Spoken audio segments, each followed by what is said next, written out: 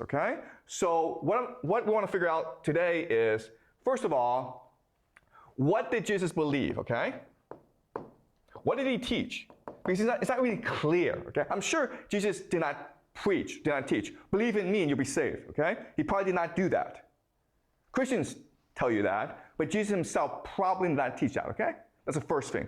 Second question is, why did he become so popular? What was it about his belief that made him popular? Okay? And the third thing is, why did the Romans kill him? Right, so these are the three big questions we're looking at today. First of all, what did Jesus really believe? Second is, why was he so popular? And the third question is, why did the Romans have to kill him? And so the argument I want to make you today is what Jesus taught is what every poet, prophet we studied this semester taught as well. Okay, so you look at Homer, you look at the Yahwehs, you look at Zarathustra, Plato.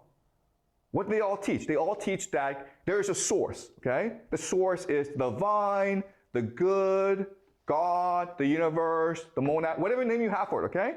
And the source emanates and it creates the entire universe. And we come from the source.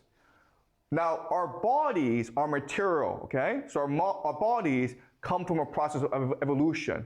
But our consciousness, our soul, is the divine spark. And it comes from the source.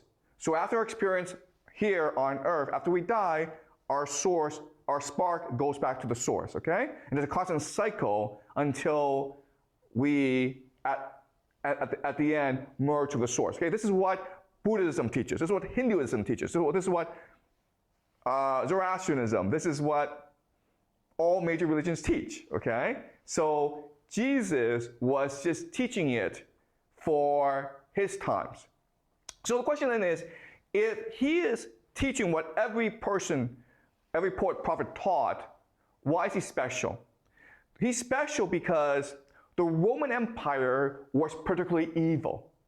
Okay? So remember, before the Roman Empire, remember the problem of the Iliad. Okay? Remember the Iliad where Achilles cannot forgive himself and it's Priam who forgave him, right?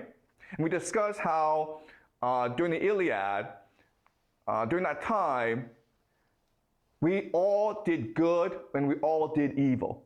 And so what's important is to forgive ourselves, right? As long as we find the power to forgive ourselves, we will save the world. But by the time of the Romans, okay, the Romans are just pure evil. They're demonic.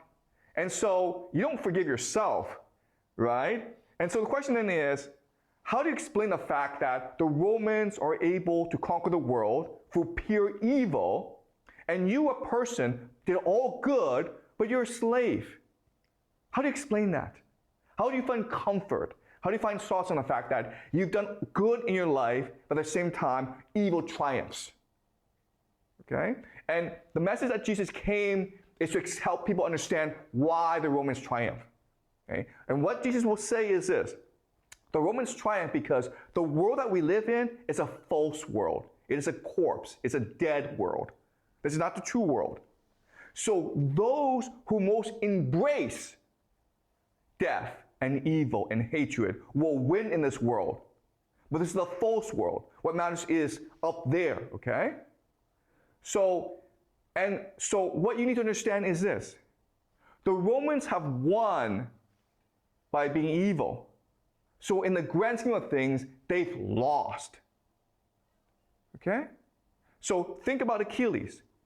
How did Achilles get what he wanted? He betrayed Patroclus, right? He sacrificed Patroclus. But because he knows he did evil, he can't sleep, he can't eat, he cannot rest. All he can do is mutilate Hector's body. And that's just the Roman way. What Jesus is telling us this: I know the world is evil. I know that the rich, the powerful, oppress us and we hate them. But use our imagination, use our heart, use our empathy, and look into their minds. And you can see how tormented they are, How every day they live with demons that haunt them. How they can't sleep. How they hate themselves and how they hate the world around them. And then when you see that for yourself, what you will see is they're more pitiful than you are. You may be poor, but at least you're not haunted by demons. Okay? And so, if you really want to do good in the world, you have to forgive your enemy. You have to love your enemy. Because only by loving your enemy can you release your enemy from his demons. And that will save the world. Okay? So what Jesus is telling us is this. The enemies, the people who oppress us, the rich, the powerful, they are Achilles. Okay? They are Achilles after they've killed Hector. And they have absolutely no purpose in life. They're haunted by demons. And we have to be priam. We have to kiss Achilles' hand. Submit before him so that he can be released from his demons. And this will make the world a better place. Okay? That is the message of Jesus. And that is our mission in this world. In a time of evil, in a place of evil, to look into our hearts, to look in the hearts of other people, to forgive our enemies, to let go of our hatred, and to forgive our enemies. And then that will save the world. Okay? That is the central message of Jesus. All right. Any questions before we look at the evidence? Okay? So I present to you the argument. Okay? The argument is this. Jesus taught a message of love and forgiveness, and that's what made him popular, because it reminds people of who they are, right? You may be a slave, you may think you're worthless, but Jesus is telling you there's still a spark inside of you that connects you to the monad. And as long as you use love, forgiveness, compassion, this spark will activate and it will release you from your slavery. Okay? This is a false world. Once that spark is activated, you will see the world as false, and that will free you, okay? And why did the Romans kill him? The Romans killed him because Jesus was a rebel. He was trying to subvert the natural order, right? The natural order is the Romans at the top, the slaves at the very bottom. And Jesus is like, no, it's the opposite. Slaves at the top, Romans at the bottom, okay? Because the Romans are trapped and cursed by the evil in their hearts, whereas the slaves are free.